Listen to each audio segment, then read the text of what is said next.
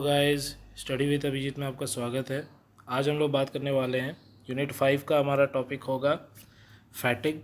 Fatigue क्या होता है? इसे आप हिंदी में सुस्ती भी कहते हैं। तो चलिए वीडियो को देख लेते हैं। ये देखिए, fatigue is a term used to describe an overall feeling of tiredness और लैक ऑफ एनर्जी। यानी जब आपके शरीर में टायर्डनेस फील होने लगे या एनर्जी की कमी, तो उसे ही हम फैटिग कहते हैं। Fatigue is a state of reduced interest and desire, and this constitute psychological explanation। यानी कि कहीं ना कहीं आपके अंदर इंटरेस्ट की कमी और डिज़ायर की कमी जो होती है उसे भी हम फैटिग कह सकते हैं। फैटिग में भी बोथ फिजिकल और मेंटल। फैटिग फिजिकली भी हो सकता है, मेंटली भी हो सकता है।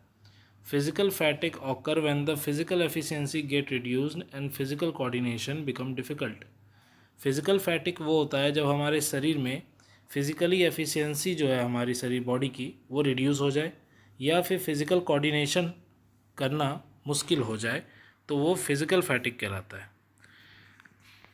An individual complaining of fatigue is actually suffering from both physical as well as mental fatigue. जो इंडिविजुअल ये कंप्लेन करता है कि फैटिक फील हो रहा है, वो एक तरह से सफ़र कर रहा होता है फिज़िकल और मेंटल फैटिक दोनों से।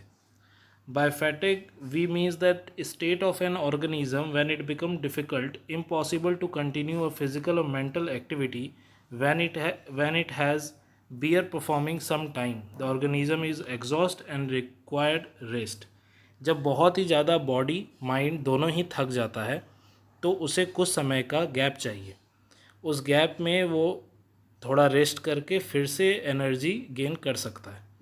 इन this state of fatigue the output is diminished और द क्वालिटी इज़ इम्पेयर्ड और both are affected. State of fatigue वो होता है जहाँ पे आउटपुट जो है वो डिमिनिश हो। इसका मतलब क्या है कि हमसे किसी प्रकार का कोई भी काम संभव ना हो पाए और जो भी क्वालिटी ऑफ वर्क है वो उतना इफेक्टिव ना रह जाए, तो उसे हम फैटिग स्टेट कह सकते हैं। It is the condition of lower efficiency due to expenditure of energy. Fatigue के कुछ टाइप और कुछ काइंड भी होते हैं, वो क्या है उसे देख लेते हैं। सबसे पहला आता है हमारे पास मेंटल फैटिग। मेंटल फैटिग में कहा गया it is called bodily and objective fatigue. It cause muscular inefficiency due to continuous physical and muscular work. Mental fatigue कहीं ना कहीं मस्कुलर एफिशिएंसी से प्रभावित होता है। जब बहुत ज़्यादा फिजिकल और मस्कुलर वर्क कर लिया जाए और फिर अपने लिमिट को पार कर जाए तो कहीं ना कहीं आपको मेंटल फैटिग फील होता है। It is limited to a certain muscular area. After writing for a long time the right hand may be tired.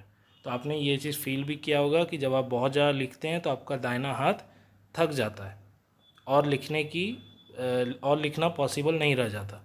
इसे हम मेंटल फैटिग कहते हैं। इसके बाद आता है हमारा दूसरा सेंसोरी फैटिग। सेंसोरी फैटिग क्या होता है?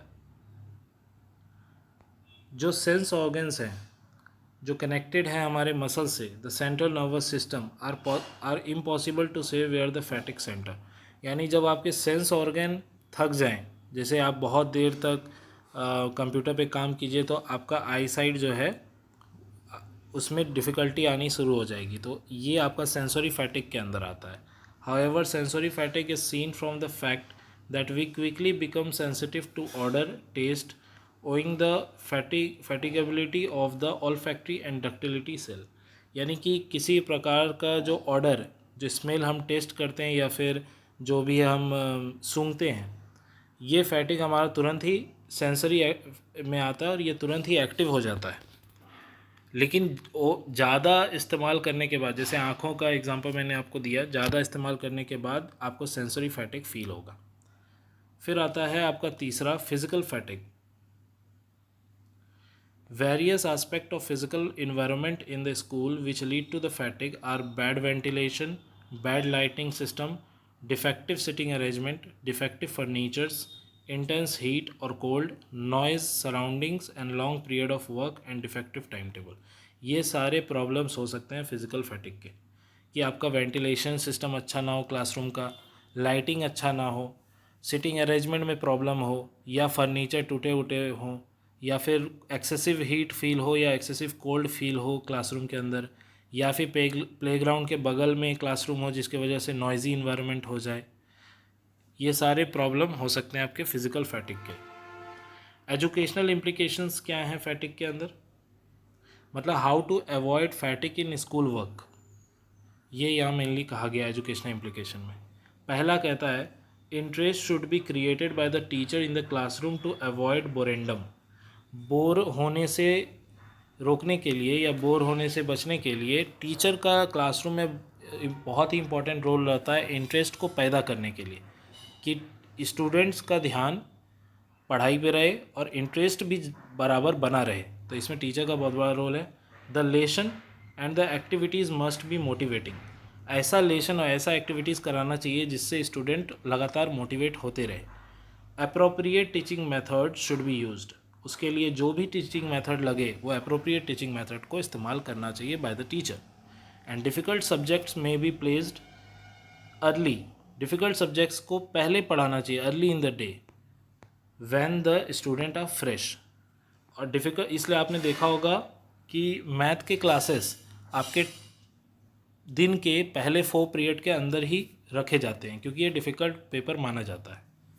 एक्स्ट्रा करिकुलर एक्टिविटीज़ या को करिकुलर एक्टिविटीज़ करानी चाहिए क्योंकि बच्चा रिफ्रेश हो सके और उसका इंटरेस्ट दोबारा जग सके कि वो फिर से एकेडमिकली पढ़ाई कर पाए, ये भी बहुत ज़रूरी है। Lesson period for younger children should be shorter.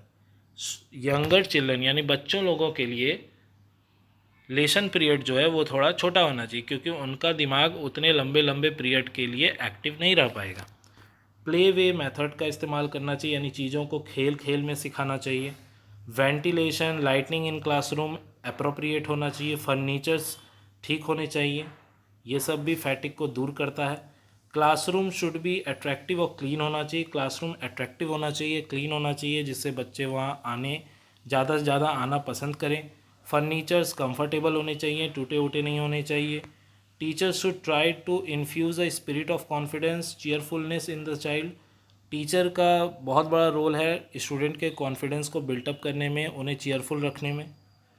और method of teaching must correspond to the age level. Method of teaching, जिस टीचिंग मेथड का हम इस्तेमाल कर रहे हैं एज अ टीचर, वो हमें एक चीज़ बहुत ध्यान रखना है कि वो according to the age level of the student हो, उसके मेंटल कैपेसिटी के अनुसार ही टीचिंग हो। अगर 6 क्लास के बच्चे को आप 8 क्लास का सिलेबस पढ़ा देंगे या फिर 8 क्लास के टीचिंग मेथड से पढ़ाएंगे तो उसे चीज़ें समझ नहीं आएंगी क्योंकि उसका वो मैच्योरिटी लेवल नहीं है। तो इन सब बातों का बहुत अच्छे से ध्यान रखना चाहिए एज अ टीचर। तो ये हो गया आपका एजुकेशनल इम्प्लीकेशंस ऑफ फैटिग। तो आज के वीडियो के लिए इतना ही। चलिए, अगर आपको वीडियो पसंद आया तो प्लीज़ वीडियो को लाइक करें, चैनल को सब्सक्राइब कर लें और बेल आइकन प्रेस कर दें ऐसे रेगुलर वीडियोस पाने के लिए। Thank you for watching. मिलते हैं अगले वीडियो में, तब तक के लिए गुड बाय। ऐसे ही जुड़े रहें हमारे चैनल के साथ और पढ़ते रहें।